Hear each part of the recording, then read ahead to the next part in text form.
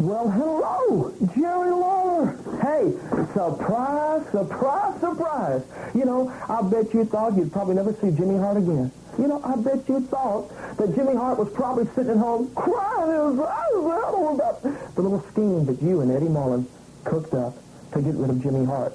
Well, maybe you're wrong. You know, there's no way that Neidhart could have thought of that whole idea because he's a jock and he's too stupid because you know how dumb football players are, man, huh? But it was you and Eddie Mullen, that old poor lame brain Eddie Mullen, and mostly you, Lawler, because I have to admit, you are a little bit smarter than Eddie, and that's not saying very much. But let me tell you something, buddy. You know, when I was in the music business with the Gentrys, we had gold records, and then we hit the bottom, and everybody said, hey, we're going to walk out on Jimmy Hart because we'll never have another hit as the Gentrys. But what did Jimmy Hart do? He put a little pencil and paper down, baby, and I wrote me a million songs that I wrote, Why Should I Cry? And then Cinnamon Girl, and all of a sudden, baby, the Gentrys were back on top. And then there was professional wrestling. I left music to go to professional wrestling. And I started out, and everybody probably said, hey, Hart will never make it. But look, I've managed some of the biggest names in the history of professional wrestling. You know it, I know it, and the people know it. And I've had my ups and downs. But now I've got to rebuild and start all over again and work my way back to the top. And you know whose fault that is? Your fault, Jerry Lawler. And you know what? You've cost me a lot of money. I've had to fly to a lot of places over the last couple of weeks.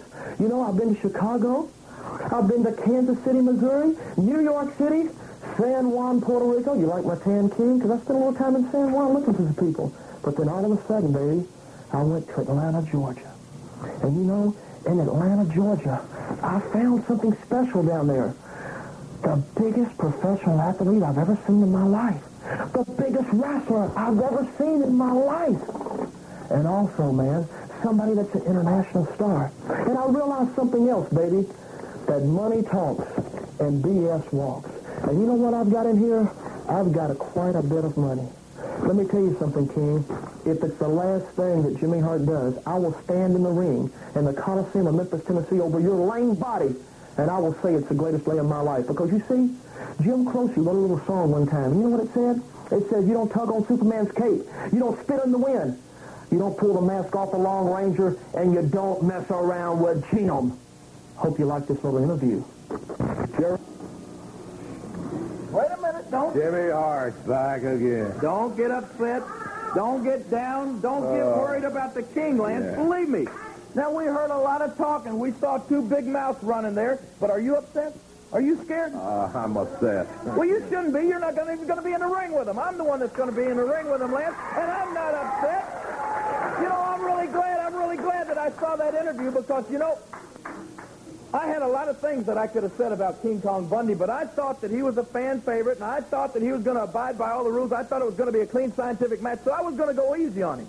But now I can say what I really think about King Kong Bundy. You know what I think about him, Lance? I think he's fat. Do you people think he's fat?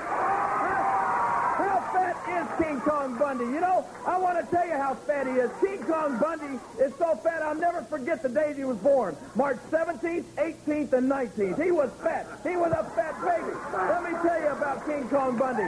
He was so fat when he was a little kid, he had to mump for 3 weeks before anybody realized it. Do you know how fat Bundy is? Hey, he was so fat when he was a kid, his parents wouldn't let him go swimming. They were afraid he'd get harpooned. Now, that's fat, man. Now, that's fat. I want to tell you how fat that Bundy is, brother.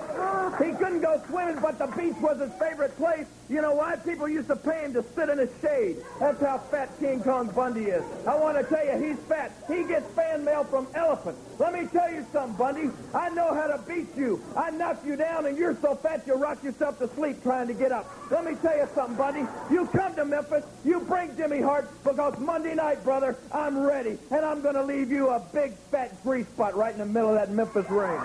Get him. I feel better already.